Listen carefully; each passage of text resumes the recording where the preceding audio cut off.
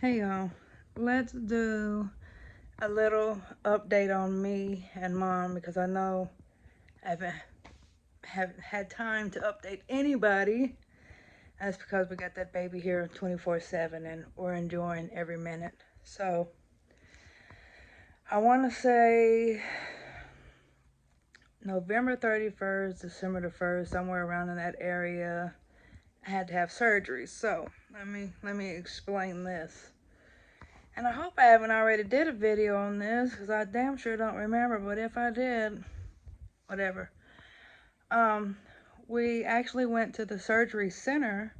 It's its own building, right? So me and mom walk in because of course you got to have a driver to take you home. And so we walk in and she literally just sat down. We were like the only ones in the waiting room. So she sat down and I'm up in there signing in. As soon as I signed in, I go up there to go sit down with her. I'm in a half of a squat getting ready to sit down. And here they are calling us back. And so they saw that mom had trouble walking. So the nurse grabbed her wheelchair and wheeled mom back to my room. And basically, mom got treated like a queen while she was there. Um, Here's something for you ladies if you've ever had surgery.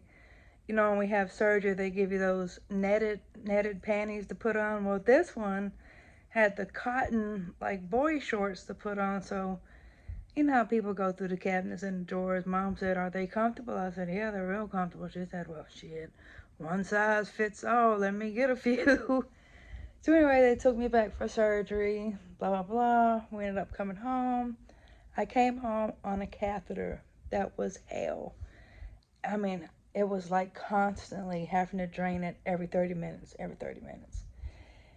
It was a bitch.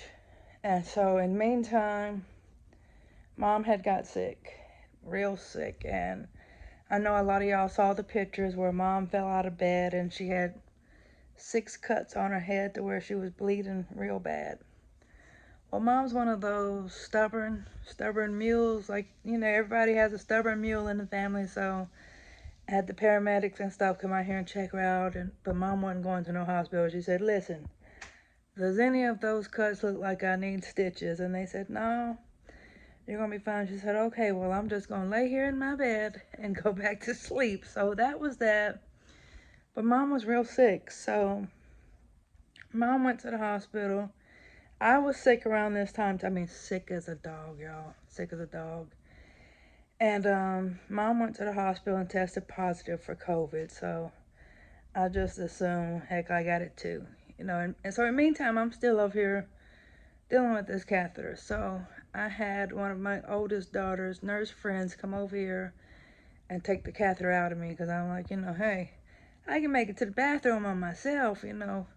This is irritating having to set the alarm clock every 30 minutes to get up throughout the night to keep emptying this thing. So that came out. So then December the 16th, I ended up getting admitted again for another surgery, and this is on my rectum, both surgeries. So when I went in, automatically tested positive for COVID. So I was admitted from December the 16th to December the 20th. I think the surgery was probably on the 17th, and automatically I got another catheter, and I'm gonna tell y'all the way my rectum was, my anus, let's say anus, the way it was being pushed, it was pushing up against my bladder where I couldn't pee. So that's why I had a catheter that time. And so I had the surgery, and I mean, they literally took covers and mummified me, literally. I had covers on my head, covers everywhere, because with that COVID, I mean, you're really, really cold to the bone, literally. So I remember being up there on the floor, and I needed to go pee really, really bad. So I'm paging the nurse, because I was a fall risk, so I couldn't get up. I'm like, damn, is somebody ever gonna come in here and put the bedband under me or what? I gotta go. I know if it's gonna get this ridiculous, might as well just put me back on the cath. Well, long story short, I ended up getting up and going to the bathroom. Just had to pray the whole way there to the bathroom. So when I got up, my alarm not my alarm, my bed started alarming, right? So by the time I got out the bathroom and got back in the bed, here comes the nurse finally. She said, "Is everything okay? Is everything okay? Now you want to come? 2 hours later?"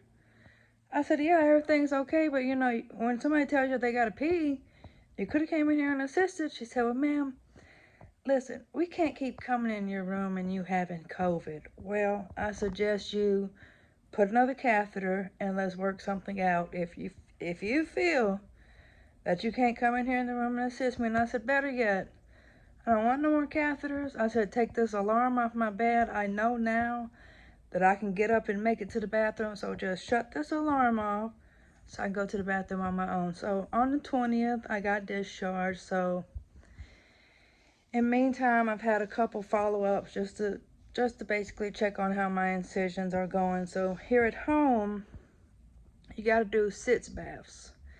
If y'all don't know what that is, it's like it kind of looks like a bedpan. In the middle of it, it has like this little tiny little slit. So it comes with an IV bag, right? You fill the IV bag up with the warmest water that you can stand, right? And so then the bottom, the line of the IV, it has two holes down at the bottom, right?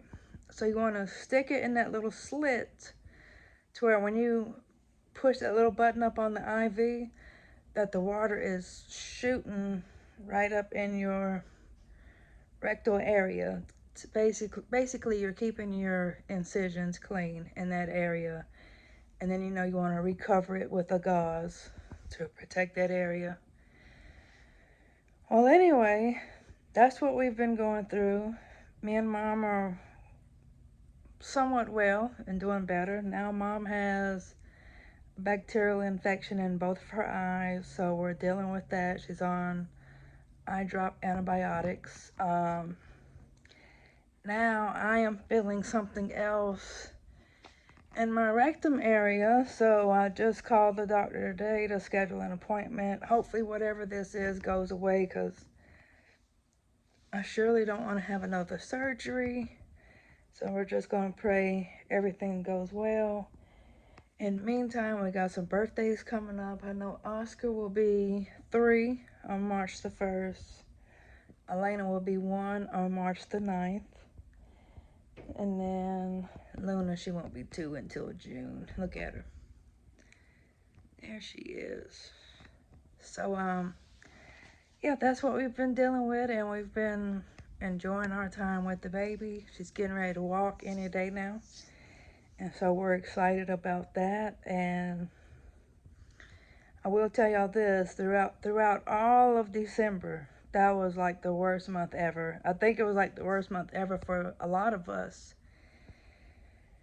I'm gonna tell you, we had to learn some things that we've never had to do before, like having groceries delivered to the house, or having it set up to where somebody will grocery shop for us. You know, like Walmart, they'll grocery shop for you and you can go up there and pick the order up in the parking lot.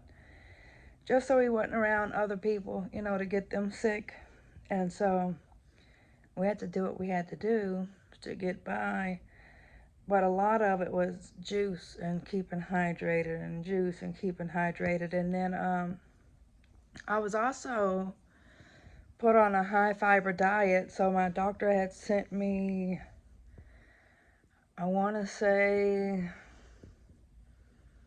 enough meals to get me throughout the month. It was a lot. It was a huge box. I'll see if I can add the video here. If not, I'll try to add it at a later date. But the meals were really, really good, because they said the reason why I keep getting these things is because I'm not eating a high fiber diet. But those meals, not gonna lie to you, they were frozen meals and they were really, really good. So I asked him at my last appointment, I said, "Hey, you know, can you send some more of those meals to my house?" And he said, "Come on now, you're doing better, Jess." And I said, "Yeah, but they were good."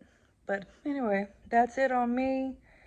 I did want to catch everybody up, and I want to say thank you to everybody for keeping us in prayers, sending text messages or messages asking if we're okay. And I did make a video for OG Raider, and To this day, I still don't want to upload it because I'm still hurt behind it. Mr.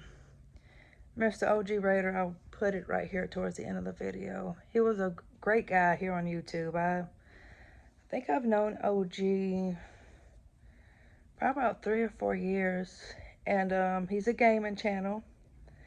And I know in the past that he had beat cancer. Well, he was on his way back home to California, and I know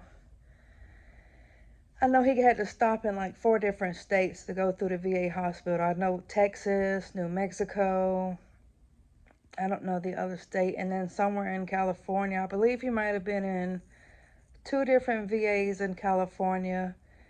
But everywhere he went, they couldn't figure out what was going on. They were just saying it was his liver. It was because he had yellow eyes, and they just kept on saying it was his liver. Well, when he got to California, they finally sent them to this VA that had bigger and better equipment, and come to find out, he had cancer. And my mind ain't thinking right now, y'all, so I can't even tell you the cancer, but it's like one of the worst ones you can have. It's terminal, literally. And I remember watching the video when he went to have his port placed. It seemed like he was having surgery after surgery after surgery, poor thing, and he lost a lot of weight during these, 4 months? Maybe it was 6 months and literally living at the hospital. And I knew when they put that one on him, when they put that one IV on him that he was getting sent home with, I knew right then that was the F5. Those of y'all that don't know what F5 is, it's called fluorouracil. And that's like the strongest chemotherapy it is, and it has to be pushed slow. That's why you're sent home on it. And I messaged him and I said, OG, you know you're going to have to be strong on this one. You're going to have to fight. And this one day I just felt it in my chest that something wasn't right. And I told another friend here on YouTube, I said, something ain't right, but I don't see his old lady posting anything. And then the next day, my friend here on YouTube, she messaged me and she said, listen, before you get on YouTube, go ahead and prepare yourself. The OG passed. To me, OG beat cancer twice. Then I want to say this.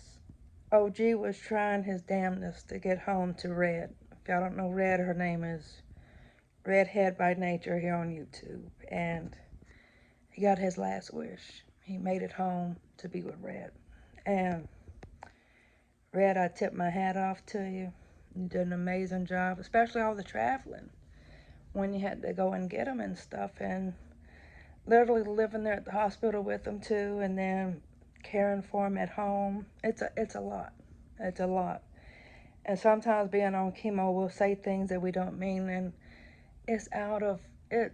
Some of the things that we say it's because we're lashing out, because we're missing out on time with our loved ones. Because when you're on that chemo, majority of us are sleeping or literally bent over in a trash can. So, Red, you're a trooper. I salute you. OG, you're missed by a lot of us here on YouTube.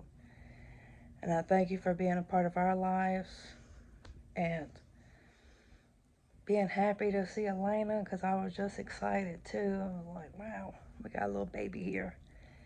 And it was, y'all just don't know, there's a lot of stuff that goes on in behind the scenes, and you get to know everybody on a different level versus just YouTube. And we've literally made an army for ourselves here on YouTube. So OG will definitely be missed here on YouTube. And Red is keeping his name alive. I love you, girl. And I know you're hurting. And I know someone said the other day, do you ever get over a loved one passing? No. Some might, but for me, no. And when it comes to my Uncle Jim, Uncle Jim passed in 2018, and we still talk about Uncle Jim every day. It's not a day that goes by that his name doesn't come up. So I can't say that the pain eases. Just keep the fond memories alive. That's all I can say. And to all of our military out there,